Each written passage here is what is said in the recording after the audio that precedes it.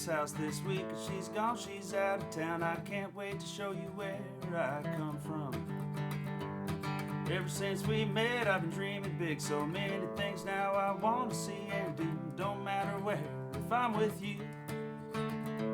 I want to take you yonder right across the river, where the grass is greener and the oak tree sits on top of the hill. There's a couple of swings.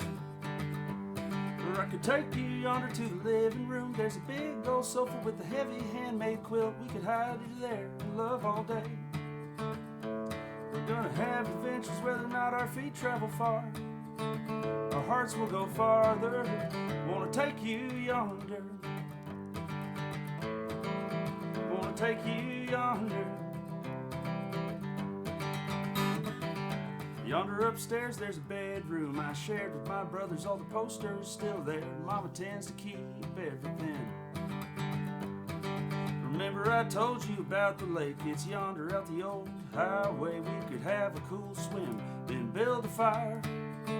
But first I want to take you yonder right across the river, where the grass is greener and the oak tree sits on top of the hill. There's a couple of swings. Or I could take you yonder to the living room. There's a big old sofa with a heavy handmade quilt. We could hide under there and love all day. We're gonna have adventures whether or not our feet travel far. Our hearts will go farther. Wanna take you yonder. It's hard to figure out where to start yonder. There's a fishing hole, the old hangout, the make-out spot in the church parking lot. I wanna take you yonder right across the river, where the grass is greener and the oak tree sits on top of the hill. We could go swinging. Or I could take you yonder to the living room. There's a big old sofa with a heavy handmade quilt. We could hide under there and love all day. We're gonna have adventures whether or not our feet travel far. 'Cause we'll be together no matter where we are. Our hearts will go farther. Wanna take you yonder. Wanna take you yonder. Wanna take you yonder. Our hearts will go farther. Wanna take you yonder. Here we go. In love with movies, in love, in love, Dani and Nic. in love with movies. Da da da.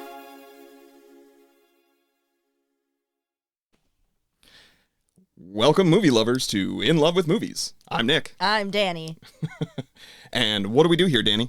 We talk about love and movies, Nick. Oh, it's so funny. It's right there in the name. And we have a very exciting guest. Y'all just heard some sultry sounds. And I'm not talking about my voice in the For once. introduction. Because I know, Marcus, were you very impressed with the song, the opening credits? Yeah. Okay, good. But anyways, we have a really special guest. This is a man I met at a bar.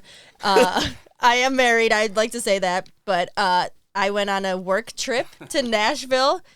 There was only one seat left in the bar, sat next to some man that was eating broccoli and prepping to go on stage. And yeah, I met Marcus Brown. So hi, Marcus. Welcome to In Love with Movies. Hey guys, thank you. I'm glad I ran into you in Nashville, Dani. It was fun. Yeah. Do you want to talk a little bit about like why you were at that bar and kind of like your story and all that stuff? I told you why I was at that bar. It was in my hotel. Yeah. So yeah, it's a funny place because it's a hotel bar, but it's also a really big songwriter venue. So they have, I think 7 nights a week they have about 3 hours of songwriters on stage playing their songs in what they call a round, which just means there's multiple songwriters taking turns playing songs. So I've been writing songs for a long time, but I started getting really more focused on it and trying to do more of it, a few years ago. And so at this point, I just write a lot, and I perform live at least once a week here where I live out in Eugene, Oregon. And then I've been trying to go to Nashville periodically, so I went twice last year because it's just sort of this place to be for songwriters. Yeah. And it's just a lot of fun. There's a lot of music. And so that's what I was doing out there. I was trying to do, that trip I was trying to, I was trying out a 3 or 4 day trip and just cramming as much as I possibly could. So that particular night, I was basically an audition for the lady who books that venue to play kind of at the end of the night. And then if she liked it, she'd say, here's my card, And guess what? She gave Marcus a card. Yeah, She liked you. I was going to say, don't leave us hanging, Marcus. I want to know, did that work out? Yes, it all worked out. Yeah, so that's what I was doing. Cool. Yeah. And so then, correct me, like my understanding of this is that's kind of, because I'm a music, idiot basically in terms of how things work out. That is oftentimes where, when we hear sort of a popular song on the radio sung by some country music star, it was written actually by someone like yourself who then goes and kind of gets noticed and picked up, and then somebody else goes and sells that song to the particular artist or the recording studio that owns the rights or whatever. Yep. Cool. Yep. And it happens in pop music too. And so. Yeah, I'm so glad that I talked to you because I didn't know what was happening, but I was sitting there. I very much enjoy country music. I love music in general. I'm a music nerd, not a music idiot like my husband. And so I told Nick, I was like, I'm going to stay for one drink, have my food there, whatever. I'll stay for 30 minutes. And then I stayed literally the whole time because, I wanted to see you go on. And also, it was so amazing to see all these songwriters, and these are all brand new songs. Like, sometimes you can go to a big honky tonk in Nashville, and it's like they're playing the same 4 songs over and over and over again. And so it was so cool to see just like brand new music. Some of them were amazing. And then I remember that one guy started singing a Faith Hill song, and I turned to you, Marcus, and I was like, why is he singing this? This is original songs. And you were like, he wrote that song. Yeah. It was just very cool. I get goosebumps thinking about it. It was a really great night, and Marcus went on last, and it was great, and you killed it. So, Marcus, the song that you brought us in with, is that the one that you had played that night? No. So, no. I mean, can we hear just a little bit, if you'd be comfortable, of the one that got you the card? Oh, sure. It's a song about love and gambling. Oh.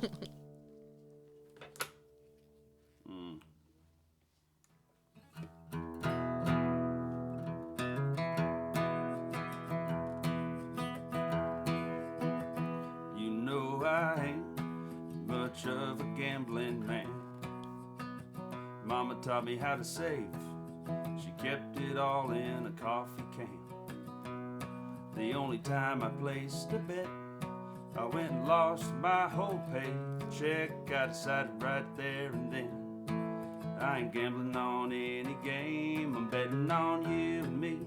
In the river I see from our bank-owned piece of dirt. My chips are on the rings on her fingers and a long day's hard work. I know we'll come up basics, so baby, let's keep making bets. I'm betting on you, making bets. I'm all in everything we do.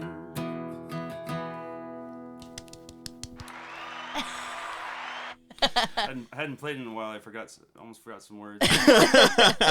I mean, I think we got. I wrote that with my one of my co-writers named Joe Zimmer. So that's really good. That's good. impressive. Yeah. I mean, okay, now movie lovers, if in the next couple of years you hear some country music stars singing about making bets, you know that you had the exclusive here first on In Love with Movies. So. And I would like 60% of your profit. Just kidding. Well, thank you so much for sharing. Marcus, you also mentioned that you started getting more serious about it a couple of years ago. What was it that kind of prompted that to happen? Oh, well, I had a lot of big life changes. So, and a little bit COVID too. So like 4 months before COVID, I lost my wife to cancer. So she'd been sick for like 2.5 years. So, that involves a lot in terms of grief and stuff, but just practically speaking, you have this huge hole, so you have a lot more time. And then COVID hit, and it's like we're all stuck at home.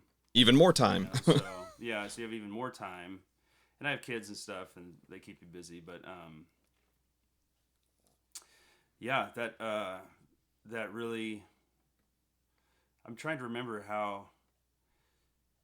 Yeah, I think I just started, just picking up the guitar when I just kind of felt like I didn't know what to do. You know what I mean? Yeah. And so I just, which I'd kind of always done, but I did a lot prior to that. I did a lot of aimless picking up of the guitar, and this was sort of more like, I really don't know what to do right now, so I'm just gonna pick up the guitar.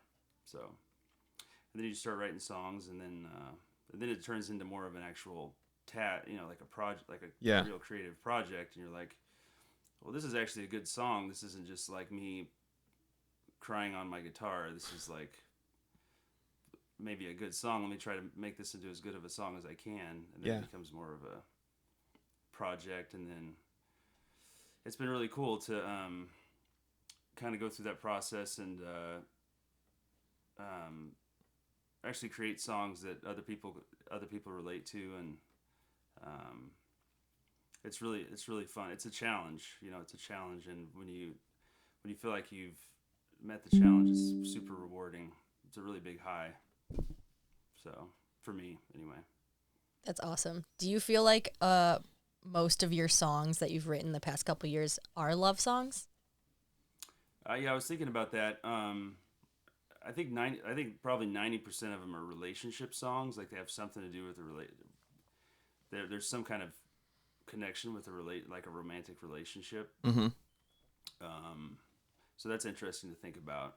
But yeah, lots of songs. I've had other relationship experiences in the last couple of years. I had my first serious girlfriend, and that ended, and trying to date and stuff like that, and so you end up with lots of and just thinking about stuff. Just thinking about fears and just different personalities, and I end up writing a lot about just different relationship stuff.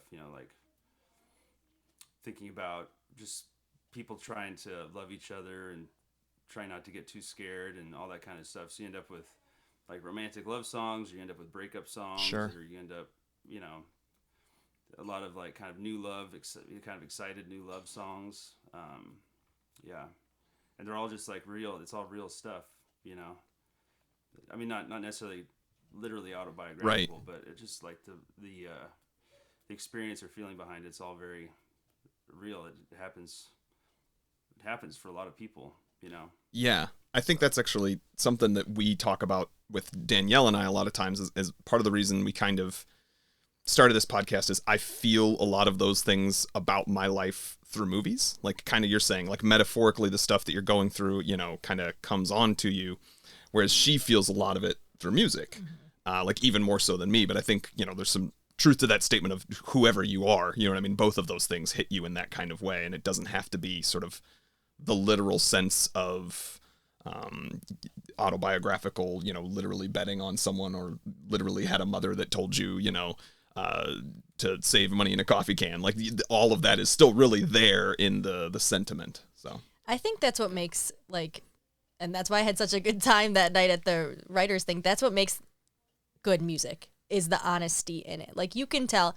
Now, I'm a boy band fan forever and always, but a lot of their songs mean nothing. They're just there for the hook, and they're there for to get in people's heads. But when you're here singing and telling a story, and especially country music tells all these stories, I think that's where people really can relate, and they really truly can see themselves in the song, rather than "Ain't No Lie, Baby, Bye Bye Bye." Okay, that's a good one though. That's a good one. Do you have any other? Well, maybe I'll ask you this. I'm putting you on the spot. Do you remember what the first song you wrote after your wife passed was? Yeah. And I'm trying to remember. I don't remember the lines now. I remember. I'd have to think about it for a second to hear it. It's not a great song. It was cathartic at the time. sure. I did play it out one time, a month or two after I wrote it, and Just it's realized not a it. good bridge. Okay. But other than that, sometimes you can, there's, if a song just kind of seems like incomplete or not there, I can still evaluate it and say, well, it had this part was good. Yeah. But That's amazing because I always relate everything back to movies, but this is something I often talk about too, is like, even when the movie as a whole is not great, like if you know enough about movies and how they're made, you can see things that are worthwhile in it still, you know what I mean? And I'm hearing the same thing about like songs that you've created. Maybe like you're like, okay, maybe this whole song isn't worth continuing to pursue in its current form, but this one piece of it was still really good, and there's no reason to throw that out with everything else. So yeah, there's something to love always. yeah, I know you got to be kind to yourself, of course, but you know, you evaluate what you've done and how you're doing, and yeah, it's all good. It's all learning. So cool. So would you say then that not to put words in your mouth, but just from the implied, the writing has been a good part of your grieving process, that it's given you something as a distraction, something to process your feelings, etc., of losing your wife? Yes. Yeah, definitely. And then it continues on, you know, grief. My experience with grief was, you know, probably a couple years of actually having a relationship with the person you lost, like in hindsight, you know, like it's like that's still, you're kind of still in the relationship, but it's grief. So it actually gives you kind of a focus, you know, emotionally.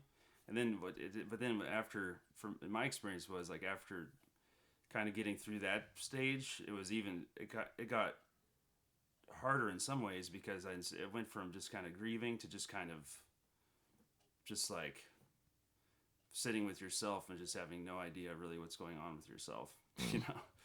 So, still feeling kind of like you're missing something, but just like kind of what is going on, you know?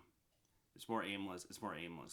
So that's very challenging too. So yeah, through all the things, I think, I hope that I'm never so distracted kind of just by external stuff that I stop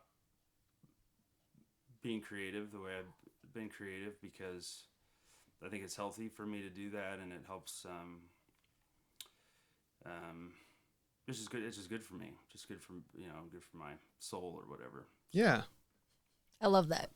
I like that you said soul or whatever. It's definitely good for your soul. Absolutely. Because if you didn't have that, then, I mean, not to call men out or anything, but I do think it's harder sometimes for men to show their emotions, and like it's not as socially acceptable. And so like the fact that you're able to channel it into something so beautiful and so meaningful is just, it's real freaking cool. And that's why we brought you on this podcast. Also, because you told me you really liked the movie that we're going to talk about. So we had to talk about that one. Do you have another song you want to share right now about relationships or anything before we move on? We can move on after that, yeah. Yeah, whatever you guys want. Yeah, I have that. I could play that. The romantic song I was mentioning. Yeah, that'd be perfect. Song if you want. Okay.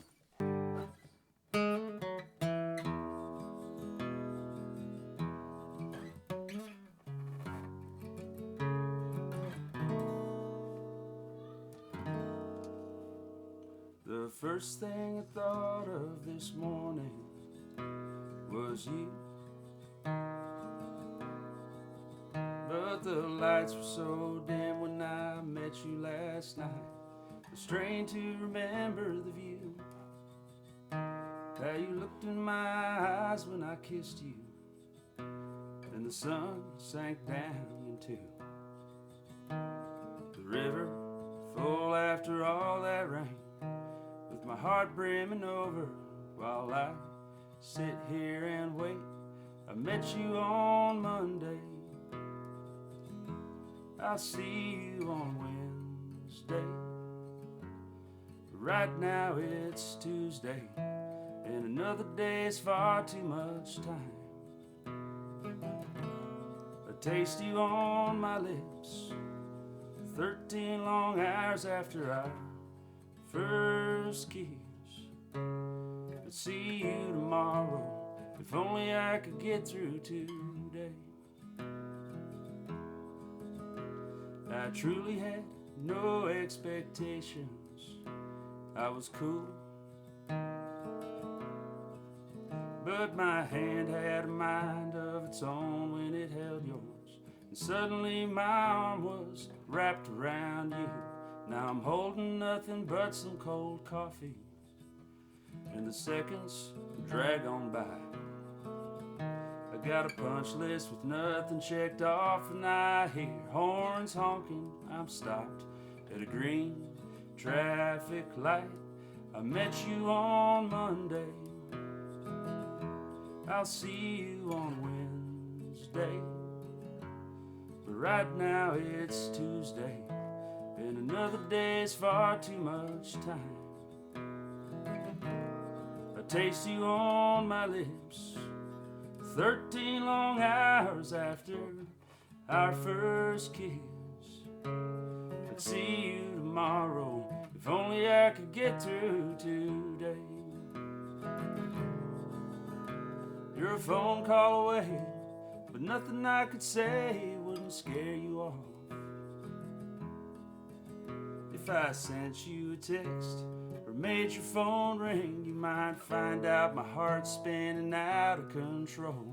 I met you on Monday, the full moon rising, we danced to the pickup truck play. I'd see you tomorrow, but I can't stand the wait. I wish I could sleep until the start of our second date. I'd see you tomorrow, if only I could get through today.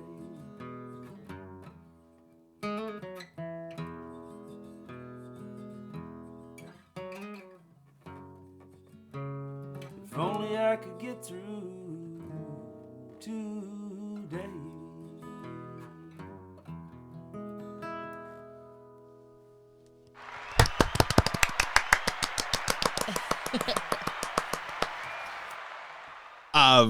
Wow.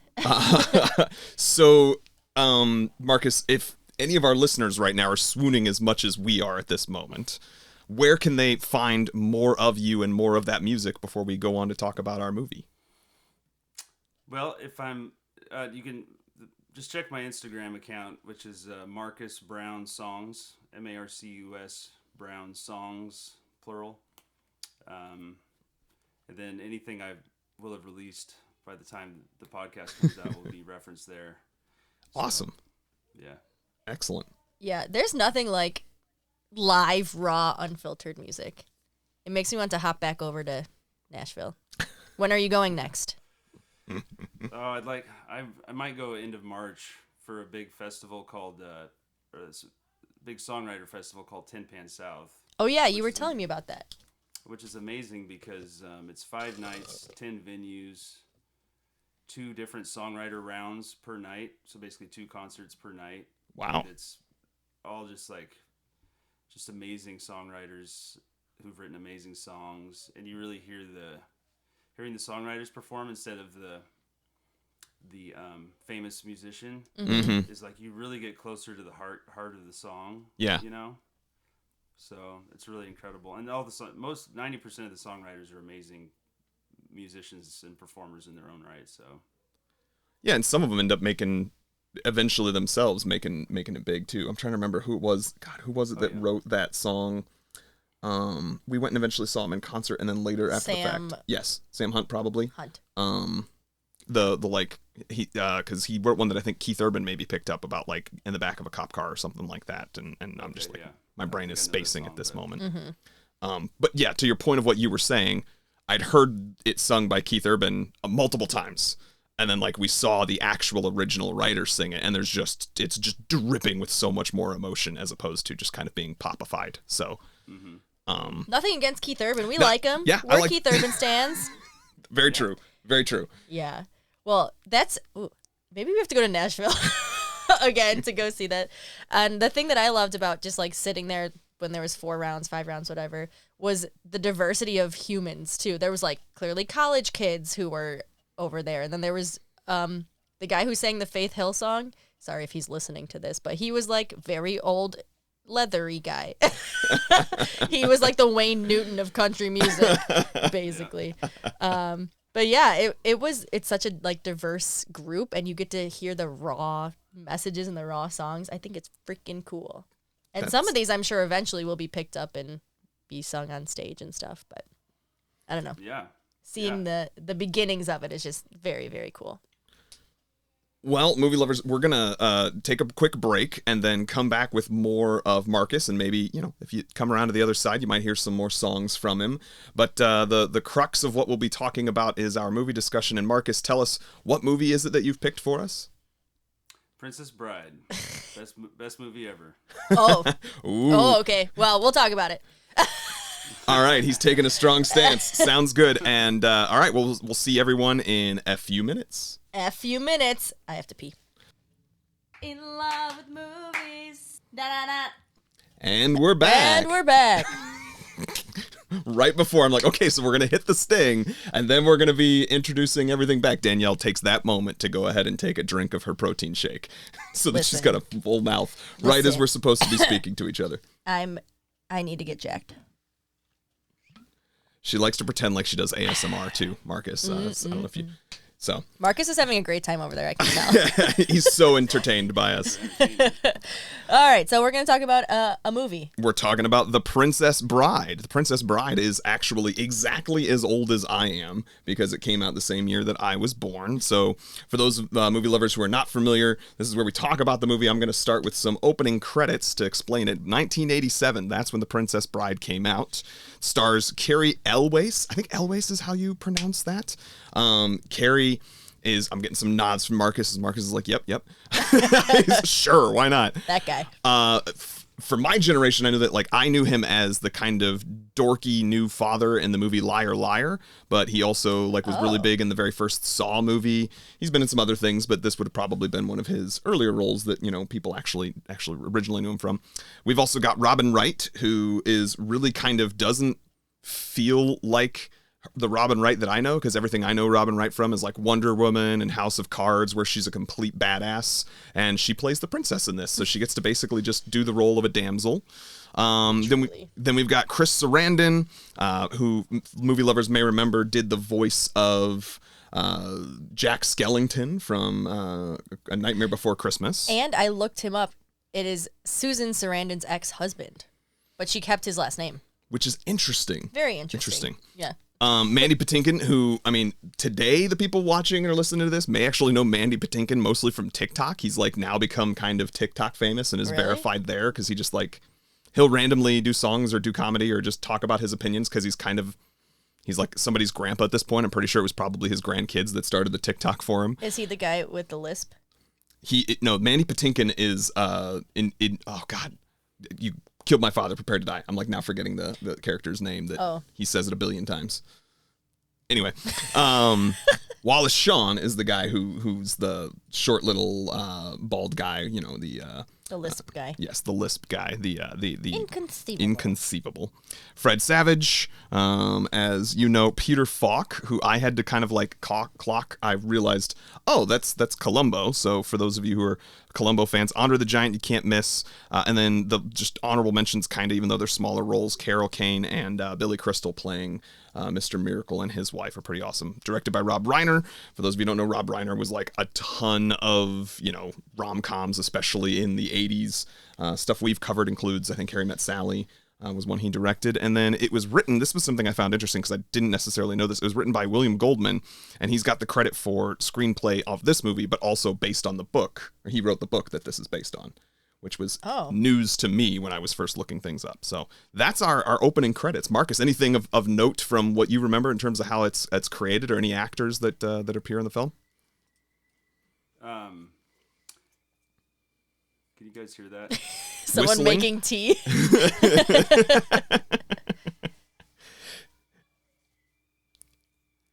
Hey, somebody get the kettle. Is that what it is? Is it just a tea whistling? Okay. It's okay. It's not that bad. It's really not. Well, Christopher Guest is in the movie too as the six-fingered Yes. man. Yes. Thank you. And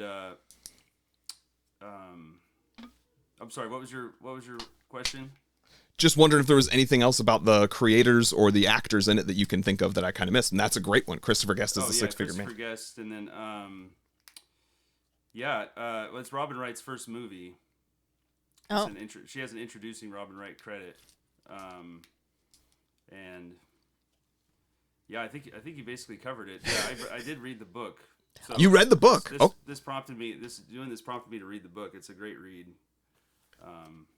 It's not a situation where you could say one is better than the other or anything, but they're different. They give a little bit of a different take on the same story. I was going to ask, like, is it like a faithful adaptation, or how much does it follow things? Does it start with the introduction, or is it basically the book that you read is the book that the grandfather is reading to Fred Savage? It's so it's the same writer, screenplay and book, but it's just it's trimmed down for the movie, and the movie I think gets a little more. It's more consistently heartwarming, maybe. Okay. Or, but the book has heartwarming moments too, and you get a lot more character stuff in the book as you might expect, especially like the princess in particular. You get a lot more character, and it's also it's really funny. So it's like it's written as an autobiography, and the author is saying, you know, hey, when I was a kid, my dad read me this classic fairy tale by S. Morgenstern, who's a Florinese, and then he starts talking about all the Florinese experts at the universities and all this stuff. But all this stuff it's all fiction. Right? There is no Florin, yeah. Right. So, and then the story goes, he grows up and has kids of his own, and wants to track down a copy of this book, and he finally gets a copy of the book for his son, and he realizes that all those years his father was reading it to him, he was only reading the good parts. Oh. And there was all this filler that his father graciously skipped over. And so he, being a writer, calls his publisher and says, I want to write an abridged version of this fairy tale, this classic fairy tale. And so all this is in the book, and then you end up reading the abridged version, and the author puts in comments about his abridgments, or that's a word. So That's really fascinating. That is cool. yeah, it's funny. I mean, it's not. I think the reason I have a copy in my house is my daughter, who's going to be 17 my oldest, who's going to be 17 in a couple weeks. Her grandparents gave her a copy when she was maybe 10. Okay. And it's like no wonder she couldn't get through it. She's kind of an advanced, bookish type kid, but it's like the humor is way. Yeah, it's not inappropriate. It's just like highbrow, meta. Yeah. Like you kind of have to have an understanding of writing comedy to then understand what this comedy even is, type of thing. Almost. Yeah. But if you like the movie, it's definitely worth. I mean, or regardless, I guess it's definitely worth reading. It's a quick read. It's really well done. So. Cool. Well, that's good to know. See, this is why I ask our guests, because they always have these pieces of factoids that I've missed somewhere along the line. So I appreciate that. Well, before we get to our love stories then, because this is fantastic, I'm definitely going to go track down that book. But the movie that we watched, being the abridged version, we're going to get Dani's take on that with her quick review. So it's time for at least my favorite segment. Time for Danny's Dingle. Great. A savage. I had no idea. This is in Chicago. As you wish. Lord Farquaad. This bitch says she would never love again. She's getting married. Inconceivable. Lots of adventure. Real sword fighting. Andre the Giant equals so big. She doesn't recognize his voice. Shirtless scene. Shirtless scene. Obligatory. Poison. Both poison. What? He's dead? Only mostly dead. True love. Billy Crystal? Happily ever after the end. Very good. Very good. All right. That wasn't great because... Okay. Uh-oh. I forgot the plot. We just watched it.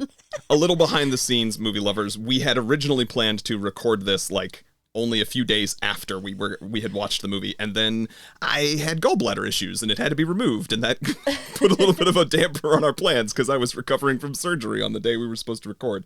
But yeah, so that's why it's maybe a little bit fuzzy for Dani. But all right, well, your love story for this? What if anything? Because I want to make sure we finish with Marcus's love story so we can launch into our conversation after that. Great. Yeah, my love story for most movies are very short because I don't watch a lot of movies. hence why we have a podcast. I remember watching this movie for some reason in 6th grade in social studies class. Okay. The teacher was just like, this is my favorite movie and we're watching it. And so we did. And I don't think I've watched it since then. So a lot of the imagery was coming back and I remembered a lot of things. And Nick and I were talking about this earlier. This is a extremely quotable movie. Oh, yeah. And being an improviser, this movie gets thrown out as a suggestion a lot. So I know a lot of the lines, but I forgot everything else that goes together. So I guess this was only my second time watching it. Wow. A couple weeks ago. All right. It's more than 2. I know that. I think the first time I remember watching it start to finish is probably somewhere in college. I remember there was an Andre the Giant documentary about him, and then like that documentary I had watched After he died? Yeah, and so like that then prompted me to be like, well, yeah, I should go see this movie. I don't think I've ever seen it start to finish. But my love story for this actually is less about watching it and more about early in you and I's relationship. Apologies if I'm about to make people vomit with how overly saccharine this is, but How overly sacked we are. I can remember in our relationship there was a time where I felt the words "I love you," but it was before we had kind of crossed that bridge into we had first said that to each other. And so I had gotten to a point where I was actively looking for opportunities where I could reasonably, grammatically, it would make sense for my response to something to be, "as you wish." Really? Uh-huh. I didn't recognize that at all. I know you didn't, because at some point I seem to remember asking you, like, did you notice that I said this? And you're like, no, why? What do I care? And I'm like, well, it's kind of a movie line. And you're like, oh, okay. And then that was it. Like, but I still kept, just kind of surreptitiously telling you how much I loved you before we had crossed that line into using those words. So Cute. That's cute. thank you. But Marcus is the one who chose this movie for us. He's going to have a love story of his own. I don't know. We haven't heard it, so I don't know if it's as mushy as mine or if it has anything related to as he's shaking his head. But Marcus, tell us, what is your love story with this movie? Why did you pick it? Why do you love this movie? Why did you proclaim it's the best movie of all time when we introduced it earlier today? Well, I'm just the expert, so. No, well, you mentioned 1987, so I would have been 8, and I think it's possible. I need to ask my parents, but it's possible we got to see it in the theater. Okay. But regardless, it was something that was watched not constantly as a kid, but we might have had it on videotape or something. But knew it pretty well as a kid, and as a kid, it's like it's great because there's just tons of momentum in the movie. There's tons of action. There's tons of adventure. The boy in the movie doesn't like the kissing. I don't remember what I thought about the kissing. I was probably, frankly, enthralled by it, because Robin Wright's beautiful and, the princess is beautiful and, Yes. And then, yes. And I think a lot of the humor that kids can relate. I mean, the movie makes kids laugh. It makes my kids laugh. Yeah. So after I had kids of my own, I wanted to show them this movie, as soon as I could. So, and I don't remember when that started, but definitely with my oldest daughter, I brainwashed her from a very early age into believing that the Princess Bride is the best movie ever made. So, I love this so it's still her much. favorite movie. So she's a really smart kid. But I indoctrinated her very early on, and she still would probably say that Princess Bride's her favorite movie. Aw. It worked. Did it. I mean, how often do you get to say something you were intentionally trying to do as a parent went that well? Yeah, never. So I guess this settles the nature versus nurture debate then. It's all nurture. Forcing your views on your children. Marcus, yeah, go ahead. no, I was going to say, that just gives me so much hope that now I can do that to my children with Star Wars. So thank you. I really appreciate it. Oh, God. Oh yeah, a lot of people do that to their kids with Star Wars. For sure. Do you see the room we're in right now? He's done it to me, too. Well, that is really sweet. I love that. Yeah, and I hadn't watched it for a while, probably 2-3 years, probably, because for a long time I was just very disciplined about the family. It's like we must watch Princess Bride at least once a year, possibly a little more often than that. Yeah. but but we watched it again. Like probably the day or two before we were gonna originally have this recorded. So.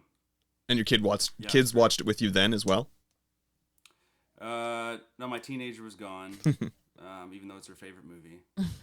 But yeah, and then my younger, I think I'm trying to remember how the movie viewing went. They complain. My other two kids who were 12 and 7, they used to be great movie kids because you could for a dad because you could play all the old.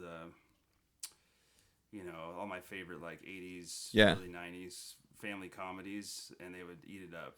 And now they just complain about everything. It's a new stage. I was gonna say that's just teenagers. Like that's.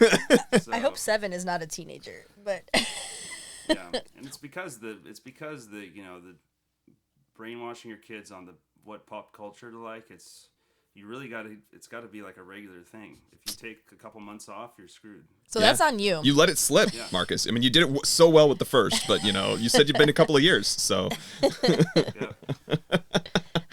Well, all right. Well, That's cute. that is a very sweet. I love that so much. I guess I don't know. We can open it to larger discussion. Danielle and I always kind of like have different approaches. I want to talk about like highlights and just let things flow. You could go from the beginning to the end and all over the place. Danielle's like, I want to go through my chronological notes of the things that I thought about as I was watching this movie.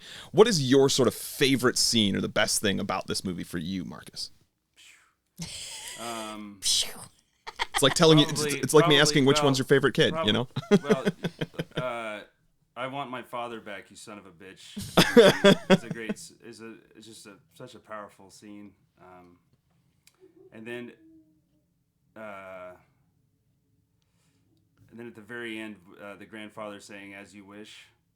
Yeah, I think I teared up this time watching that. Yeah. I genuinely forgot, like, when this movie opened, we turned it on, I was like, did you put the right movie on? Because I forgot it was a retelling of a story, which clearly takes place in Chicago. Did you notice that? The boys' bedroom is all Chicago stuff. You didn't notice it because you're not from Chicago, It's very important to me. I'm a big, I mean, we're all big John Hughes fans, and Yep. he like established Chicago as like the location for all great, family comedies, dramedies, so Breakfast Club, I'm not surprised. Yeah. Ferris Bueller, even Christmas Vacation. Like, Yeah. you realize like, okay, apparently Home Alone. Chicago is like the every person's land to be based in. So that makes sense. Yeah, but it was funny. I remember there was a couple of times where you said things like that, or later on. The reason she mentioned Billy Crystal and her Danny's Dingle is because I said something about him while we were watching it, and she went, "Wait, what? No, that's not." Because his voice, I was like, I know this voice so much. Why do I know this voice so much? And then you said it was Billy Crystal, and I about lost it. I'm an idiot. I didn't realize it was him. Very funny. Have fun storming the castle. Yeah, I guess I just forgot how everything's set up because to me in my mind it was just like, as a kid, an adventure movie. So you forget that like her love disappears and she says, I'll never love again, and then gets married or is going to get married. Mm-hmm. But then I forgot that it's also like at the end there's a twist where it's like he just wanted to marry her to start a war, or he wanted to kill her. To start a war. Right? I had that note too. Like I always forget every time I watch this that he's like had hired the guy who steals her away, and that even after she was brought back, like his plan was to just murder her and blame it on this other country. Like I was like, oh crap, I forget that stuff happens. Like this guy's pure evil. Yeah, he's savage. And I wrote Lord Farquaad because this guy reminds me of Lord. You guys know who Lord Farquaad is? Shrek. From Shrek, the little angry prince. Some of you may die, but that is a risk I am willing to take. Yeah. Yeah. I had a note too early on to go backwards, Marcus, and I'd love to hear your take on this. The music, that opening theme is just so beautiful. Like I've forgotten how gorgeous it is. Yeah, that's Mark Knopfler, I think. Yeah. The music for that movie. I think is that the guy from Dire Straits? Oh, is it? I didn't know that. I should. Well, we should check that. We'll Google it. I want to say that anyway. Yeah, that's who that is. Yeah, Nick was listening to it in the car yesterday. Like the soundtrack to Princess Bride. I was like, okay. I mean, it's a good song. It's a good song. Yes, Dire Straits, lead vocals and lead guitar, Mark Knopfler. Yep. Not Fleur. Knopfler. So, Marcus, who is your favorite character? Ooh. Gosh, I don't know. I love all the characters probably. I mean, Inigo Montoya, again, just is a great character. This reminded me of the book. I mean, you got to read the book. The character development. I can imagine. The way he fills in the backstory for Inigo and Fezzik, who's the giant. Yeah. Just great. I did wonder that to myself when you were talking about the book filling in backstory. I was like, I immediately thought of those characters because they just feel like there's more there that's not being shown, but it has been thought of, I guess. I really like that they're bad guys, but they're not bad guys at all. Yeah. They actually have a good heart. And Inigo Montoya at the end when he's just bleeding out and still fighting. Right? Doesn't that happen to him? Yeah. I love when he's leaning against a wall, holding his belly, and then the guy goes to stab him again, and his hand just swings, and his sword comes up and catches it at the last second. Anyhow, that's really very funny. And I think Andre the Giant is the perfect person for this role. Obviously not a very good actor, but he didn't need to be in this role. Yeah. He was just being him and being big and saying things. Yeah. The book makes you understand the relation, the kind of his, just the character. The book just helps you understand, appreciate the movie even more. So, the interaction between Fezzik and Inigo, and their rhyming and stuff like that, the rhyming they do. Anyway, that's great. That's kind of cool. Yeah. I will say, I think this movie holds up because it is so character heavy. Sometimes when I'm watching movies, I'm like, I'll be that person for Halloween. And when we were watching this, I was like, I could be any of these characters for Halloween because they're such iconic, exactly who, As You Wish, what's his name? The main guy? Dread Pirate Roberts or Wesley. Whatever. Yeah, Wesley. I would like to be him. Okay. He's so iconic, with his mask, and which is hilarious in the movie because it's she loved this man so much. And then she can't tell that's him with a little mask on. Well, he did have that weird mustache that he'd grown too. Yes, so yes. She thought he was dead. That's true. There is that. Your brain kind of doesn't start predicting that it's going to be your dead significant other if. And then another plot twist. He is the pirate. He becomes the pirate. I love that part. The pirate That's didn't one kill of my him, he favorite things of becomes the pirate. the movie is that it's clearly this person. He's and that wasn't even the first Dread Pirate Roberts. He was some guy named Steve, and that is such a good bit. Yeah. I will say all the characters are wonderful except for, I'm so sorry, Marcus. I know you just said she's so beautiful and you love her so much. The princess is trash. She doesn't do anything. She can't help herself. Yeah. Yeah. Trying to think more big picture, analysis of this book and love, especially in connection with love and the movie. Yeah. Mm-hmm. It's for me on the movie, when you really think about the movie, the love that comes across is the brotherly love it's all the relationships between the men in the movie. Yeah. That's what really comes across, and it's the romantic love is this kind of, it's the motivation for everything, all the other relationships, but it doesn't really. It's very undeveloped, especially in the movie. Yeah. And then in the book, the story isn't super. There's a little more development, but the book is not super kind to the princess. Oh. Yeah. So interesting. Maybe a little. I mean, there's a lot of different ways to view that. It may be viewed as a little bit out of date. Yeah. It was written in the 70s, but could also be viewed as a parody. I mean, there's a lot of different ways to view it.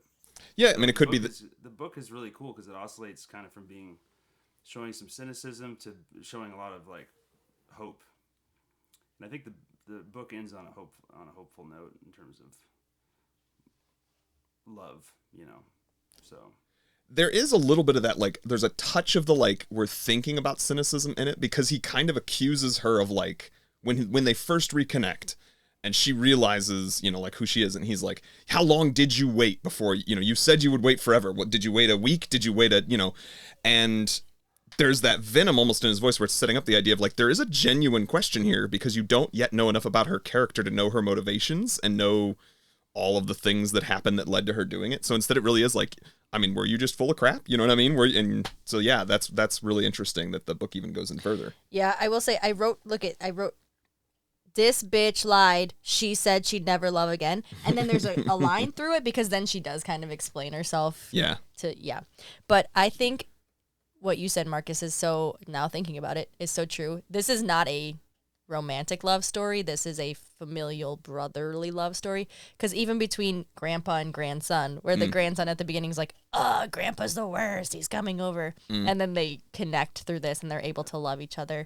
And then a love for your father, like avenging your father, and just the connections between the characters.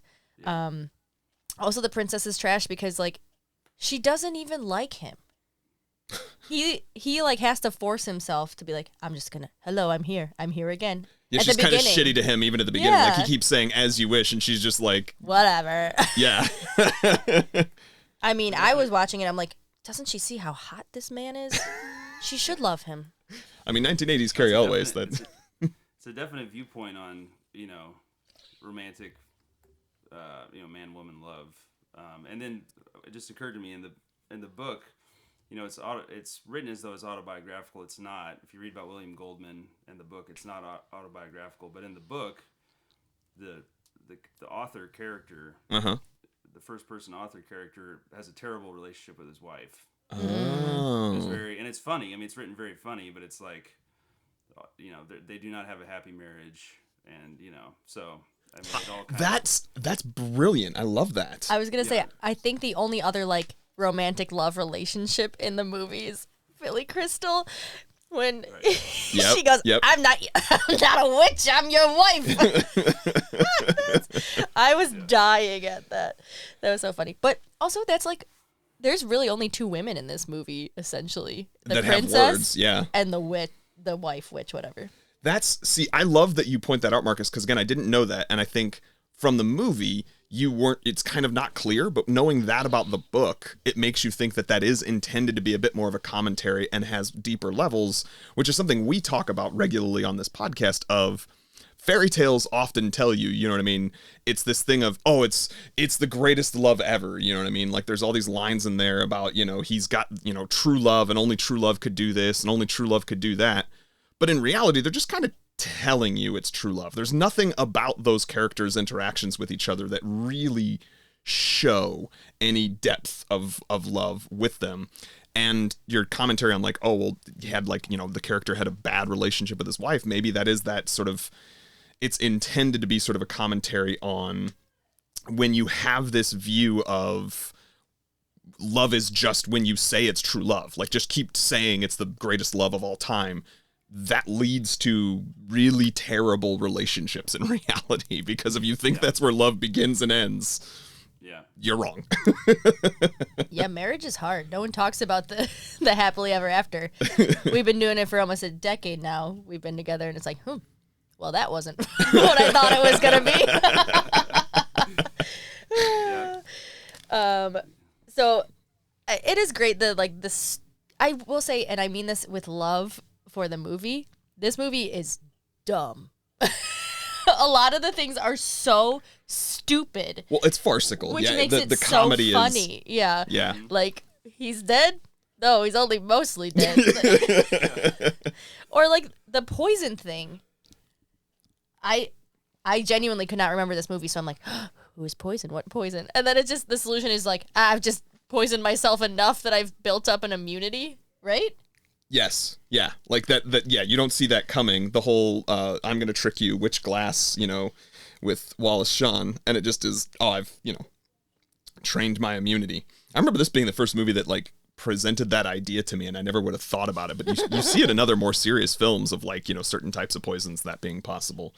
But I think even just because I have a note in here about, like, there's so many just ridiculously named creatures too, that to me leans into, that's the kind of comedy. But I also think that's why this movie still holds up, because not only is it sort of this older fantasy, not a real thing, but it's like the level of humor is something that you can appreciate, as you were saying earlier, Marcus, like you can appreciate it when you're 8 and you can appreciate it when you're 80. You know what I mean? Like, it's just dumb. It's fun. Yeah. Billy Crystal, man, he killed me. When I think he improvised. I don't know if this is true, but just a guy who has like a heavy New York accent. Have fun storming the castle. So out of place and so hysterical. What is the name of those the rodents of unusual size? What is that? Is that what it is? ROUS? Mm-hmm. Yes. Okay. Yes. Yeah. I just love that line when she's like, well, what about the ROUSs? Rodents of unusual size? Those aren't real. And then they pop up. It is funny. I also made a note that this movie holds up because, like, when they're sword fighting, they're actually, like, you can tell that they train for a long time, but they're actually just, like, fighting, you know? It's not like when you have, lightsabers and CGI and, like, all this stuff. It's like, no, the fight's not super epic, but they're actually fighting each other. Or, like, the rodents of unusual size are puppets or people in those things. And that's what makes it cool and, like, real, you know? I'm curious your take. It's great. Yeah, I'm curious your take, Marcus, because I have a note about this of, I think the sets maybe and the ridiculousness of, like, some of the special effects and the fact that the sword fighting does feel very much like almost a 1950s pop or what's a pulp movie. I think that's intentional. Like, it is like we're kind of we know that this set doesn't actually look like it's up on a cliff somewhere, but like that's on purpose. Yeah, I don't know. I've watched my copy. My digital copy of the movie has the extras in it, like the making of. Yeah. Or whatever, and I don't remember if they got into that. If you get a chance to see that, I mean that's worth watching. It's a good story behind the making of the movie. Yeah, I don't know if it was like a budget thing or aesthetic thing. The movie wasn't didn't make any money. It didn't do well at the box office, and was only successful as a video rental. Yeah. And now streaming, and now it's just like everyone knows the movie. Everyone's seen it. So it's one of those definition of a cult classic. That's exactly type of what films. I was going to say. Yeah. Because it's so quotable. Yeah. And it's become one of those movies that it's like you give people grief if they've never seen it before. It's like, how could you have not seen this movie? Everyone has to have seen this movie at least once type of thing. Yeah. Yeah, it's true. I just enjoyed it. That's all I have to say. I was looking back at my notes and I was like, I was just tickled the whole time. It was good.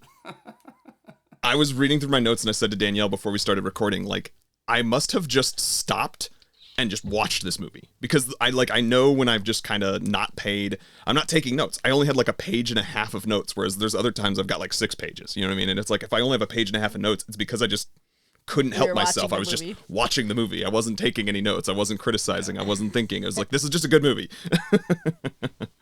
Yeah. I will say I had one criticism. Don't look at me, look at him. One and only criticism. And Marcus, I know you mentioned something about the brotherly love earlier, so maybe this will give you another segue there. But the moment when they're on the castle wall and they've given him the pill, and it's supposed to have only been like 30 minutes before it is like broad daylight where they're having the scene where they kind of move his head so he can see over. And then like the next thing you know, it is pitch black and they're able to use the whatever cloak and they light it on fire. And I was just like, what is going on where it's like midday and then 30 minutes later, air quotes, it's suddenly it was like winter the darkest time. night ever. Oh, okay, it's winter time. That's yeah. Okay. It was 5:30. I never noticed that before. It was only on this rewatch that I was like, man, that it wouldn't even have probably stood out to me if they hadn't specifically said 30 minutes. Like there's a fine line between dusk and dark. Yeah. Happens quickly. That's just nature, Nick. Come on. All right. That scene is very, very funny too. I put it's a very Weekend at Bernie's. Which is. I've never seen, but I think that's what they do with him. They move a dead body around, right? And in improv, we have one of these games called Weekend at Bernie's where someone dies and you have to like animate their corpse. Yeah, very stupid. So the way like his physical comedy in it is so funny when he just kept like pushing his head up. I don't know. I think everyone did such a good job and it's not no one took the movie too seriously, thank God. Because I Yeah. think if they did, it would have ruined the, like, farcical nature of it. Oh, for sure. For sure.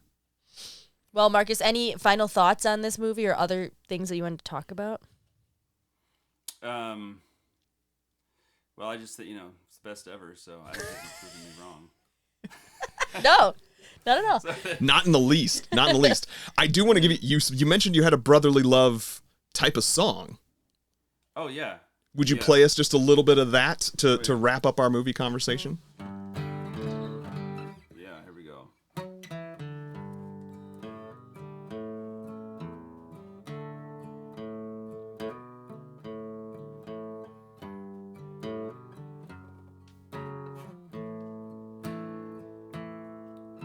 When your mind is playing tricks on you, and you find ghosts in the dark, I once knew a farmhouse I could go to, where the doors were never locked.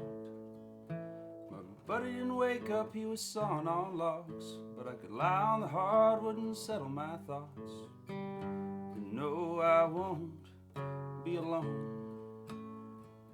And that's what I call a friend. Someone who will stand up with you when all the chips are down and the pretty women have left you too. Not a has-been, never was, sometimes kind of friend, the kind who at 2 a.m. lets you in. That's what I call a friend. When the years go by like lightning and you're just a flash in a dream, till you run into a reflection at some random wedding. We shared a smoke and a laugh like we did as boys way back in the day, even after all the heartache and hard times. And that's what I call a friend. Someone who will stand up with you when all the chips are down and all the pretty women have left you too. Not a has-been, never was, sometimes kind of friend, the kind after decades will take you back in. That's what I call a friend. When you're deep down in the darkness and all you see is red, instead of letting you shove him away, he faces you, tells you we're still okay, and I won't leave you alone. And that's what I call a friend. Someone who will stand up with you when all the chips are down and the ladies have left you too. Not a has-been, never was, sometimes kind of friend, the kind who forgives you again and again. That's what I call a friend.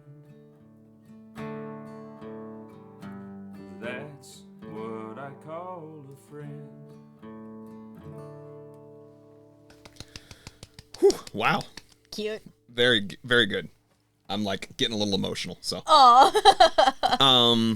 yeah. Well, thank you very much, Marcus, for sharing that with us too. Yeah.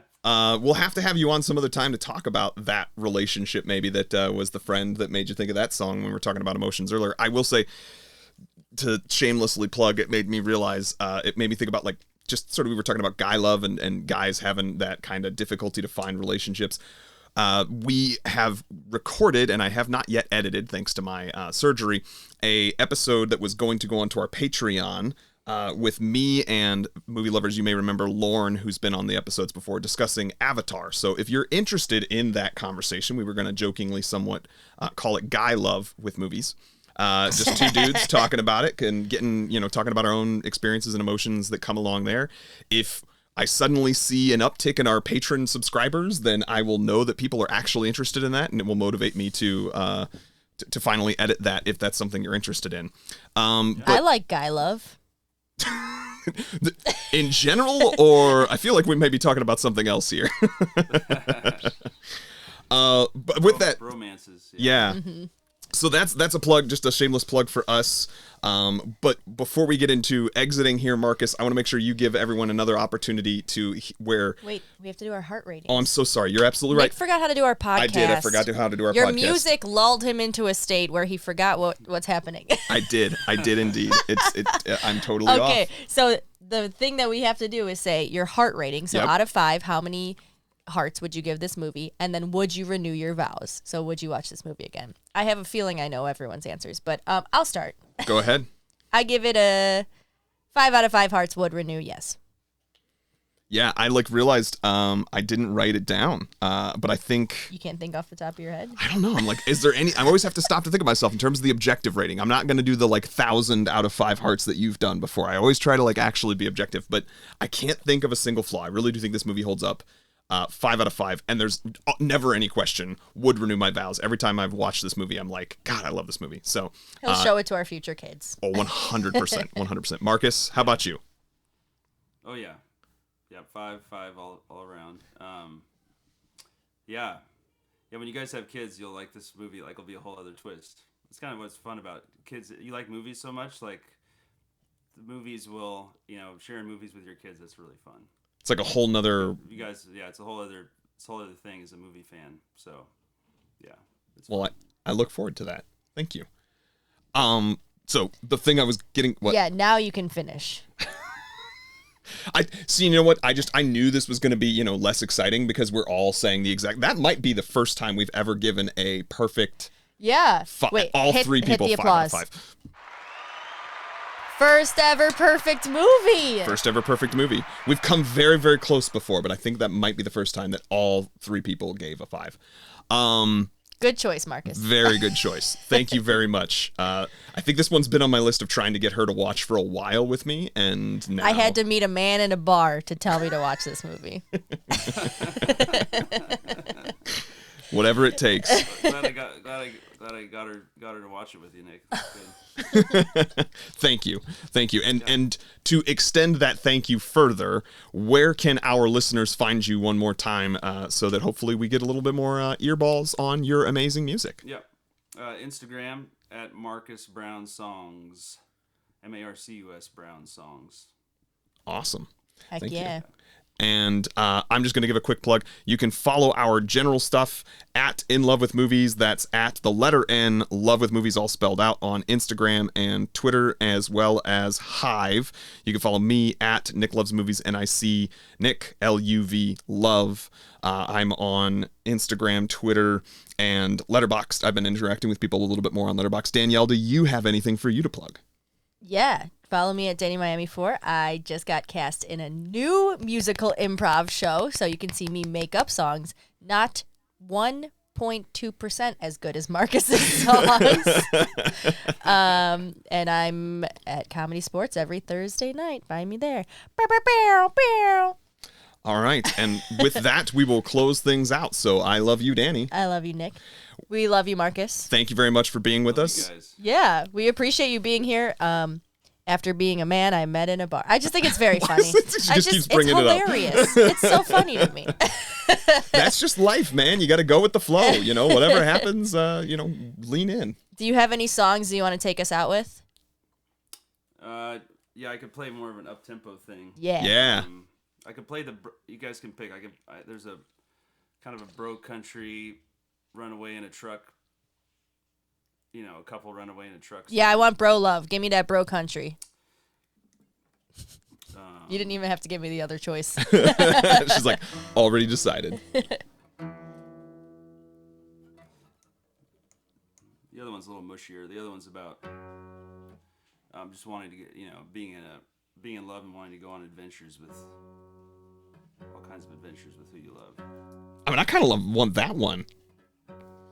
Do them both. Just doing both. There you go. They're only 3-minute songs. Perfect. Fantastic. We're having a good time listening, so. Let's see.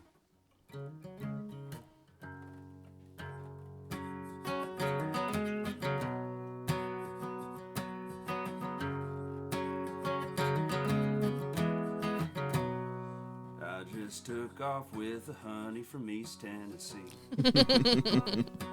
Walked Worked off that job just staring at a little white tee. At least I have a full tank, at least I haven't drank too much. Well, all that's gonna change in a few hours when we fall down in the sawdust, loving each other, not caring at all who's watching.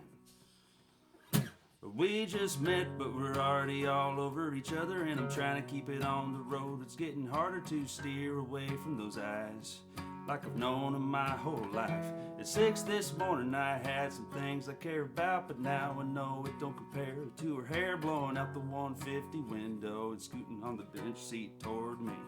If this lasts 24 hours or a lifetime, it's worth leaving everything behind. Yeah, she's worth it, leaving everything behind. For just another 5 minutes, she's worth it.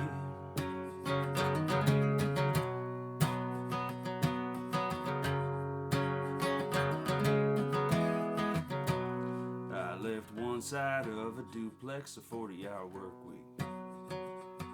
A hard hat, high-vis, Red Wings, little bit of money. I thought it was a good job, but I forgot already what I just left behind. As soon as she jumped up over the step side into the cab, into my life, and said, let's ride. At 6 this morning I had some things I cared about, but now I know it don't compare to her hair blowing out the 150 window and scooting on the bench seat toward me.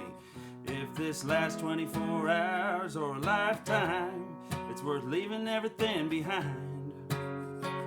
Yeah, she's worth it, leaving everything behind. For just another 5 minutes, she's worth it. Damn it, I forgot my dog. Let me call my neighbor Bob. Oh, Bob's gonna take the dog. Yeah, she's worth it, leaving everything behind. For just another 5 minutes. At 6 this morning I had some things I cared about, but now I know it don't compare to her hair blowing out the 150 window and scooting on the bench seat toward me. If this lasts 24 hours or a lifetime, a few more exit signs to the end of the white line. It's worth leaving everything behind, yeah. She's worth it, leaving everything behind. For just another 5 minutes, she's worth it. She's worth it.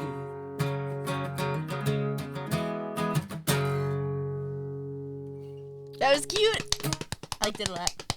Yeah, that was good. Thank you. Thanks. Yeah. So, you want the other one? Yeah. Audience, you're bringing out this format's working for me. Let's see.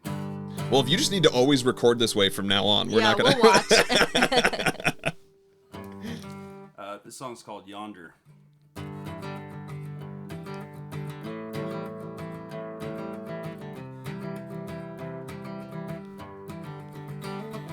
We're pulling into my mama's house this week, and she's gone, she's out of town. I can't wait to show you where I come from. Ever since we met, I've been dreaming big. So many things now I want to see and do. Don't matter where, if I'm with you. I want to take you yonder right across the river, where the grass is greener and the oak tree sits on top of the hill. There's a couple of swings. Or I could take you yonder to the living room. There's a big old sofa with a heavy handmade quilt. We could hide it there and love all day. We're gonna have adventures whether or not our feet travel far. Our hearts will go farther. Wanna take you yonder. Wanna take you yonder. Yonder upstairs there's a bedroom I shared with my brothers. All the posters still there. Mama tends to keep everything. Remember I told you about the lake. It's yonder out the old highway. We could have a cool swim, then build a fire. But first I want to take you yonder right across the river, where the grass is greener and the oak tree sits on top of the hill. There's a couple of swings. Or I could take you yonder to the living room. There's a big old sofa with a heavy handmade quilt. We could hide under there and love all day. We're gonna have adventures whether or not our feet travel far. Our hearts will go farther. Wanna take you yonder. It's hard to figure out where to start yonder. There's a fishing hole, the old hangout, the make-out spot in the church parking lot. I wanna take you yonder, right across the river, where the grass is greener and the oak tree sits on top of the hill. We could go swinging, or I could take you yonder to the living room. There's a big old sofa with a heavy handmade quilt. We could hide under there and love all day. We're gonna have adventures whether or not our feet travel far, 'cause we'll be together no matter where we are. Our hearts will go farther. Wanna take you yonder. Wanna take you yonder. Wanna take you yonder. Our hearts will go far.